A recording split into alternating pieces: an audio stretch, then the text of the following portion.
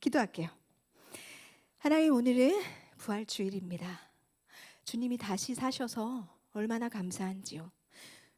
우리가 죽은 신을 예배하는 것이 아니라 살아있는 신, 부활하신 주님을 예배합니다. 그 주님 앞에 예물을 드립니다.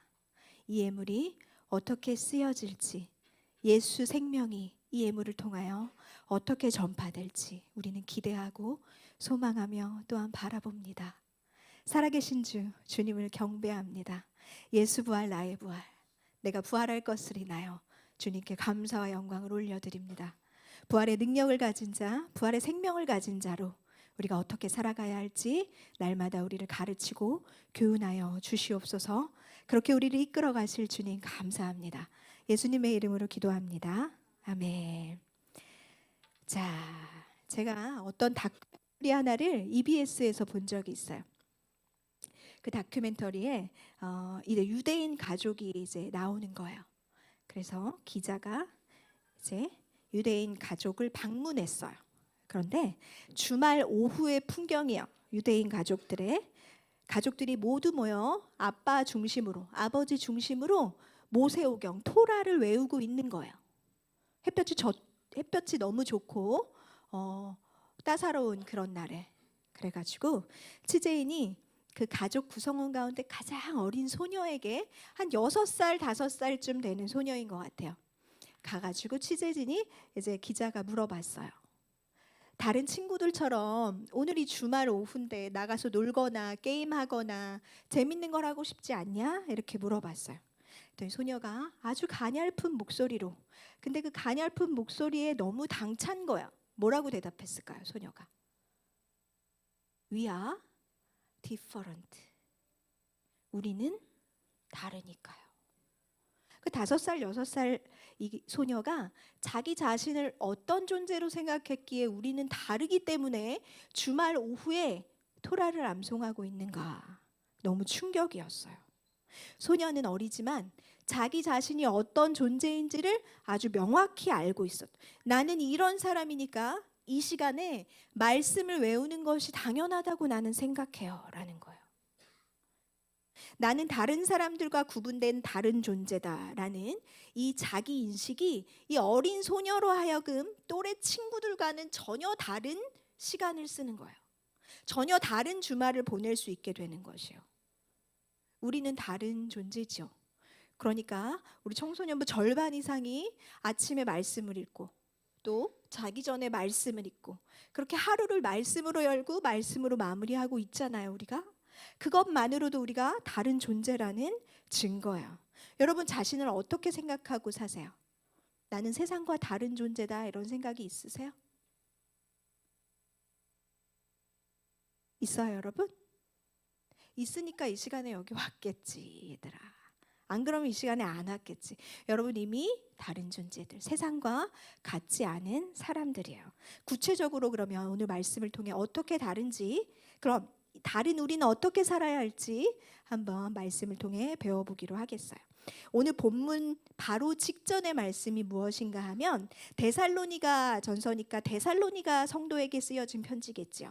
데살로니가 성도들은 예수님이 죽으시고 부활하셨는데 그 부활하신 주님이 곧 오신다고 말씀하신 그 말씀을 찰떡같이 믿었어요. 그런데 곧에 집중한 거예요. 그래서 내가 살아서 주님이 다시 오시는 걸 볼 수 있을 것이라고 생각했어요. 그런데 내 주변의 일가 친척들이 한 명씩 한 명씩 죽는 일이 발생해요. 우리 모두가 살아있을 때 주님이 다시 온다고 철떡같이 믿었는데 이 사람들이 죽었는데 주님은 다시 오지 않았어. 이런 퀘스천이 생기는 거예요. 주님이 아직 오시기 전에 죽었으면 이들은 천국을 가는 건가? 그러면 내가 죽기 전에 주님이 안 오시면 난 어떻게 되는 거지? 주님이 다시 오시기 전에도 사람이 죽을 수 있나? 아니면 주님이 영영 안 오시면 어떻게 하지? 연약한 믿음, 분명한 하나님에 대한 지식을 갖지 못한 연약한 믿음 안에는 이러한 질문들이 꼬리에 꼬리를 물고 의문과 불신으로 막 자라날 수 있어요. 그런데 성숙한 사람의 특징이 뭘까요, 여러분? 제가 꼬마를 키워보니까 어린아이는 이거 사줄게 언제? 그러면 그날을 매일 물어봐요. 엄마 오늘 며칠이에요? 며칠 남았어요? 이걸 계속해요. 기다리는 힘이 없어요. 성숙한 사람의 특징은 뭐죠? 기다릴 수 있어. 여유 있게 기다릴 수 있고 그 약속을 믿고 다시 온다는 약속을 믿고 인내하며 기다릴 수. 이게 성숙한 사람이에요. 우리가 성숙한 기도는 무엇인가 하면 우리의 믿음이 연약할 때 주님이 막 기도하면 반짝 들어주시는 것 같아요. 그런데 우리 선생님들 경험하시겠지만 우리가 작정하여 드리는 기도 제목들이 1년이 딜레이 될 때가 있어요. 10년 20년 이렇게까지 되는 기도도 있어요. 저는 고등학교 1학년 때 담임 선생님이 신앙이 없으셔서 그분이 이렇게 전도 축제에도 부르고 막 그랬는데 지금까지 안 믿으세요. 그러니까 제가 아주 오랫동안 그분을 위해 기도하죠. 그런데 기도하면 기도할수록 그분 여전히 교회 안 다니시지만 제 마음에 확신으로 이미 응답하시는 거예요. 그분이 반드시 죽기 전에 주님께 돌아올 거라는 확신을 안고 지금 몇십 년 하면 너무 나이 든 것 같으니까 꽤 오래 기도하고 있죠. 이 데살로니가 성도들은 그냥 겉으로 보기엔 이 문제가 터지기 전에 굉장히 성숙한 사람들 같았어요.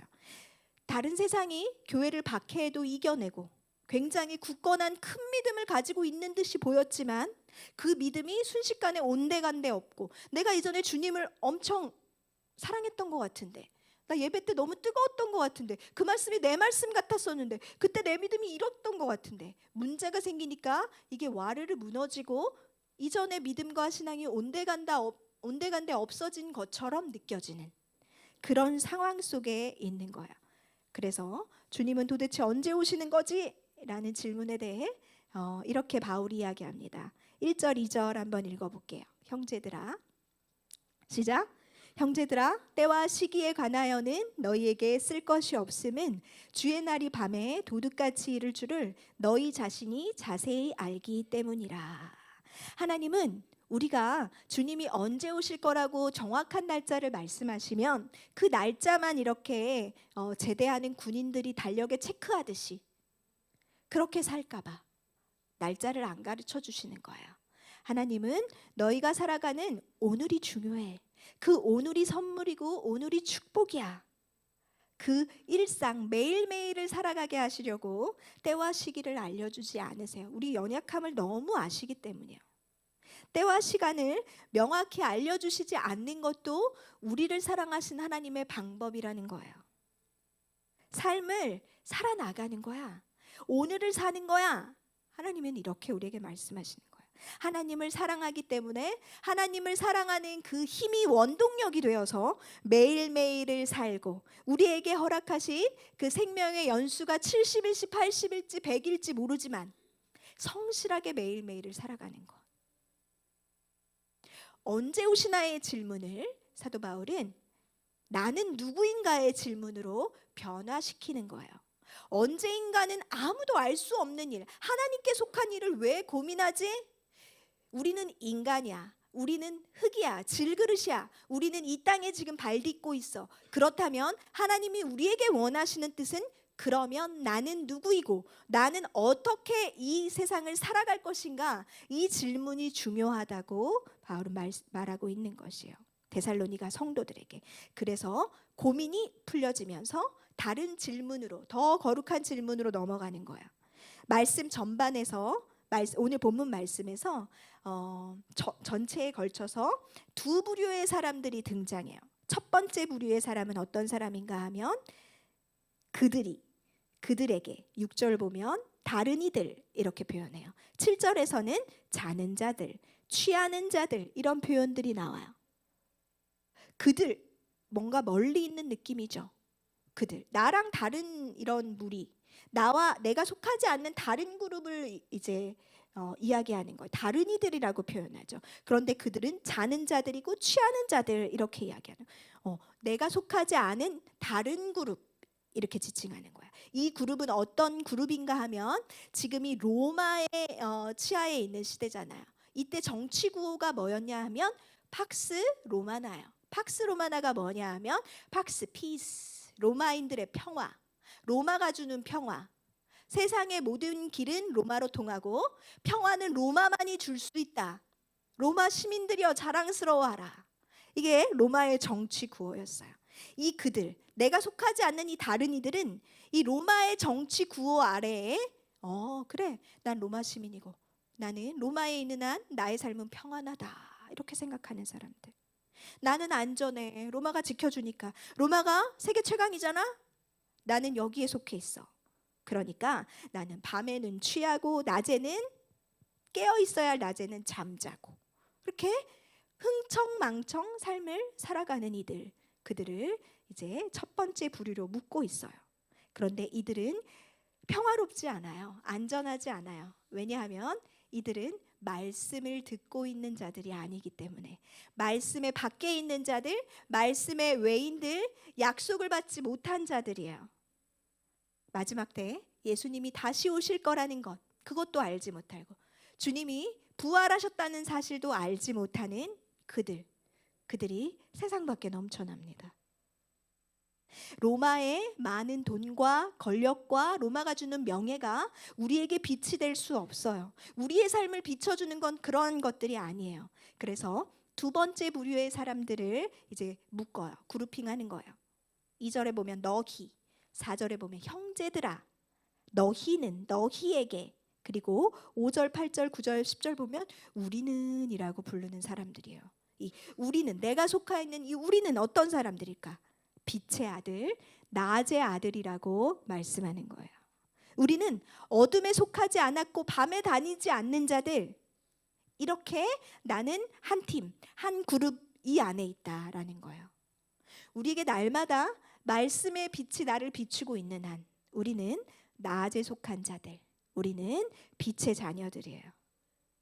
지금도 주의 말씀이 여러분을 비추고 있어요. 여러분 말씀 잘 듣고 있나요? 딴 생각 안 하고 듣고 있나요? 빛을 많이 받아야 식물이 무럭무럭 자라요. 사람에게는 식물의 속성이 있어요. 식물은 빛을 향하여 막 몸을 꺾어갖고 막 자라잖아요. 그 암흑상자 실험하고 빛을 이쪽에다만 주면 이 안에 있는 식물이 그 빛을 향해서 몸을 막 비틀면서 빛을 향해 나아가요. 우리는 그런 사람들. 빛이 꼭 필요한 사람들. 빛이 있어야 살 수 있는 존재들이에요. 그래서 세상의 그들과는 구별된 그런 다른 사람들, 하나님의 자녀들. 그러므로 우리는 부활하신 주님을 다시 맞이할 준비가 되어 있는 사람들이에요. 주께서 다시 올 때까지 우리는 그들과 함께 이 세상을 어우러서 살아가요. 그러나 주의 날을 기다리는 우리, 빛의 자녀인 우리들을 향한 하나님의 뜻은 멸망이 아니고 구원이지요. 사망이 아니고 부활이고 생명이지요. 우리는 세상을 똑같이 살아가고 똑같이 길을 걷고 있는 것 같지만 우리의 마지막은 이미 달라요. 우리는 십자가 부활의 영광으로 이 세상 한가운데 열어놓으신 새로운 세대, 새로운 시대, 새로운 나라, 새로운 길을 걷고 있는 사람들이에요. 로마의 평화가 1세기도 못 돼서 끝났어요. 이게 사람이 맥시멈으로 누릴 수 있는 영화인가 봐요. 그런데 하나님이 우리에게 주시는 영화는 영원한 것입니다. 하나님이 우리에게 주시는 평안, 그 안전은 영원히 보장되는 것이에요. 우리를 지키시는 이가 졸지도 주무시지도 않으세요.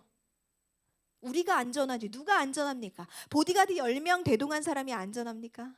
우리가 안전해요. 여러분, 혼자 걷고 있을 때라도, 방 안에 혼자 있을 때라도 이 사실을 믿어야 하는 것은 그때 주께서 천군 천사로 나를 옹이하시고 지키고 계세요. 그러니까 우린 두려워할 것이 없는 자들이에요. 우리는 빛의 자녀들. 우리는 어떻게 살아야 할까요? 6절 한번 읽어보겠습니다. 시작. 6절 시작. 그러므로 우리는 다른 이들과 같이 자지 말고 오직 깨어 정신을 차릴지니라. 우리가 예수님 믿고 구원이 확정되었어요. 나의 영혼이 확정됐어요. 나는 천국 백성이에요. 구원이 보장됐지요. 그러면 다시 마음 편하게 자고 쉬고 이 세상은 그냥 내 마음대로 그렇게 살 수 있나요? 그러면 그 사람은 뭐라고 증거하는 거냐면 나는 하나님의 다스림 속에 있지 않아요. 내가 구원 받을 건 많지만 이 세상에선 하나님 백성 아니에요. 나는 로마의 시민이에요. 나는 세상에 속한 자요. 나는 어둠의 자식이에요. 라고 말하고 있는 거랑 똑같아요. 이게 어떻게 같이 갈 수 있지요? 그리스도와 벨리알이 어떻게 공존할 수 있지요? 생각은 구원받았다고 생각하지만 삶은 어둠의 자식처럼 살 수는 없잖아요. 하나님은 언제나 마음과 뜻과 힘을 다하고 목숨을 다해 주와 하나님을 사랑하라고 말씀하세요. 생각도 마음도 뜻도 결단도 삶도 일직선이 되어 하나님을 향하여 딱 곧게 가야 하는 거죠.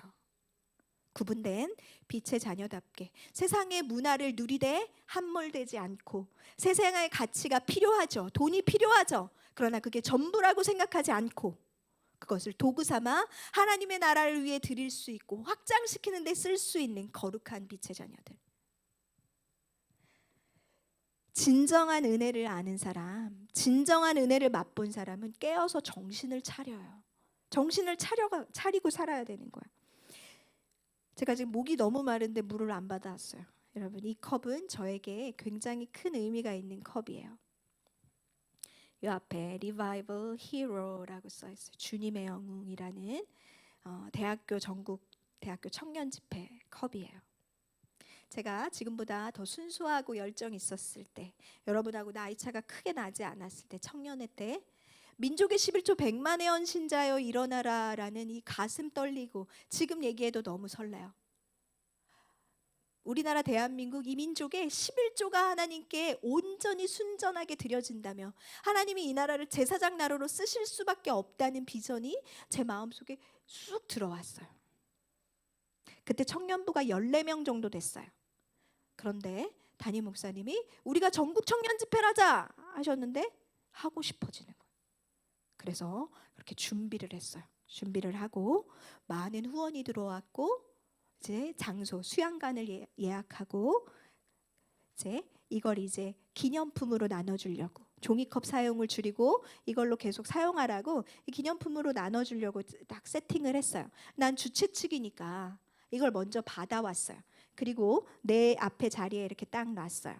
그리고 화장실을 갔다 오는데 이 컵이 없어진 거예요. 그래서 나는 또 주최 측이니까 다시 받아왔어요. 그리고 이번에 잃어버리지 않게 여기다 제가 제 책이랑 제 물건에 N 알파벳 N자를 써요. N이 약자. N을 써가지고 내 거다 이렇게 막 꼭꼭 눌러서 썼어요. 쓰고 내려놓는데 하나님이 제 마음에 이렇게 말씀하시는 것 같았어요. 애니야, 이 컵이 네 거니까 네 이름을 썼네. 애니야, 너는 내 거지. 그럼 난 너한테 뭐라고 썼을까? 라고 이렇게 나지막히 제 마음에 물어오셨어요. 아, 그래. 내가 내 거엔 다 내 이름을 쓰잖아. 나는 내가 주님의 것이라고 고백해. 그럼 나라는 사람에게 어떤 이름이 써 있을까? 여러분에게 어떤 이름이 써 있을까요? 여러분이 주님의 것이라면 예수 그리스도의 이름이 여러분의 삶에 쓰여 있는 것이에요. 여러분의 영혼에 그렇게 하나님께서 그 아들 예수 그리스도를 통하여 예수 그리스도라는 이름을 인치신 것이요. 지워지지 않는 이름이에요. 주님께서 우리가 그분의 소유임을 확증하시려고 보혈로 우리의 이름을 새기셨어요. 우리는 예수 그리스도라는 이름을 달고 뛰는 러너들, 런닝맨들이에요. 전에도 얘기했지만 패션쇼에서 이 옷이 정말 사람들을 입을까 싶은 좀 괴상한 옷들도 있잖아요.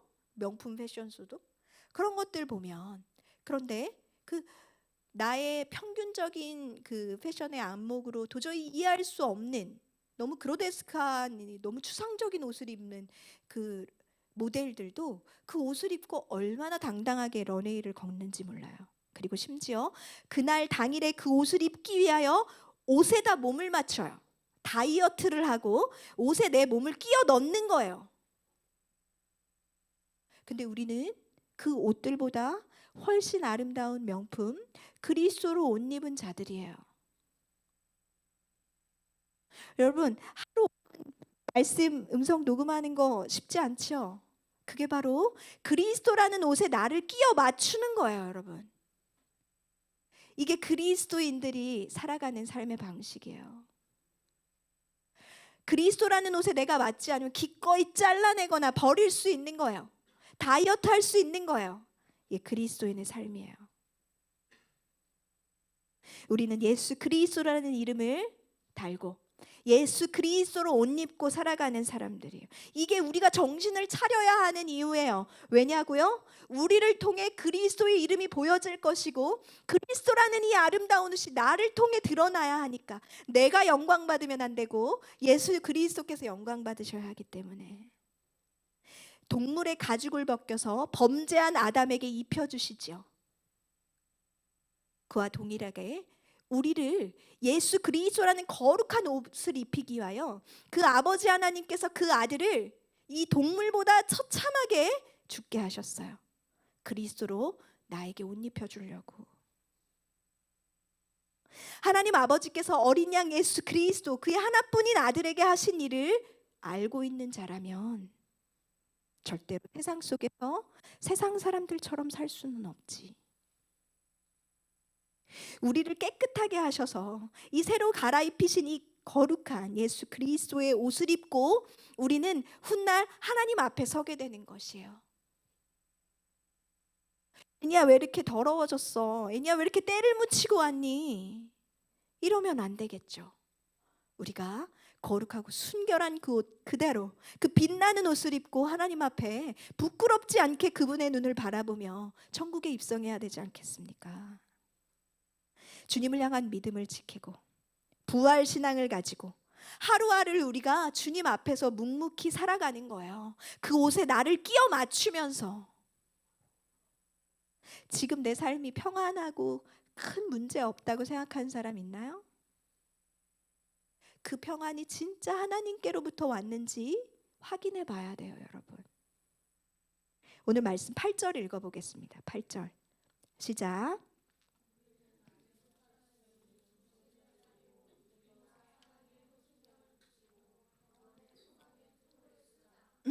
정신을 차리고 무장해야 된다고 말하는 거예요. 정신을 차리고.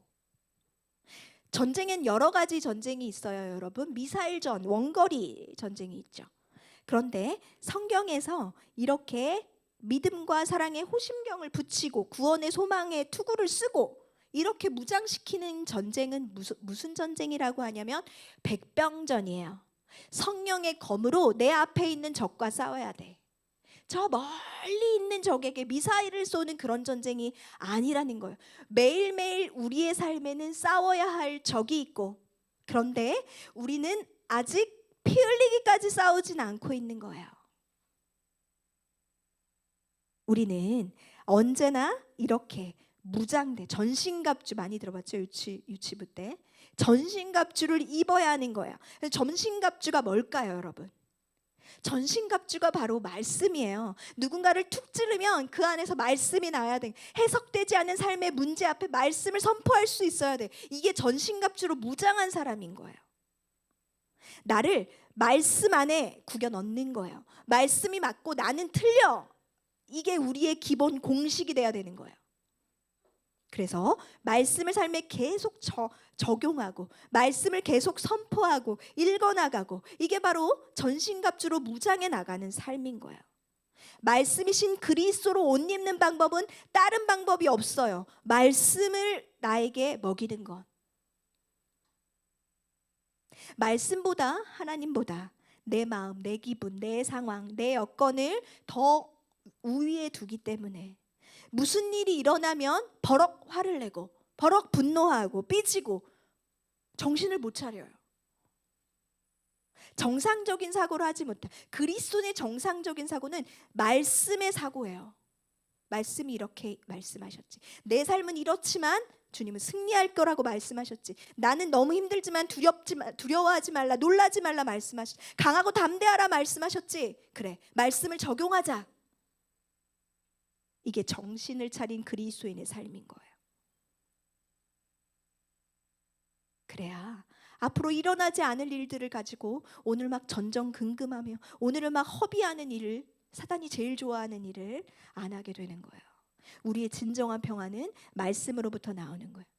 말씀을 통해 하나님의 사랑과 은혜를 깨닫게 되면 우리의 이성이, 우리의 삶이 다 제자리를 알아서 찾아가게 돼요. 질서 정연하게 잘 정돈되게 돼요. 정신을 차리게 되는 거예요. 우리는 하나님의 말씀에 의지하여 믿음과 사랑의 호심경과 구원의 소망의 투구를 쓸 수 있고 성령의 검을 가질 수 있습니다. 오늘 듣는 이 말씀이 여러분에게, 그리고 매일매일 우리가 읽어가는 그 말씀이 우리의 삶의 가장 강력한 보호장구, 전신갑주인 것이에요. 이걸 입을 때 우리의 삶에 사탄이 틈타지 못하는 거예요. 11절 한번 읽어보겠습니다. 시작.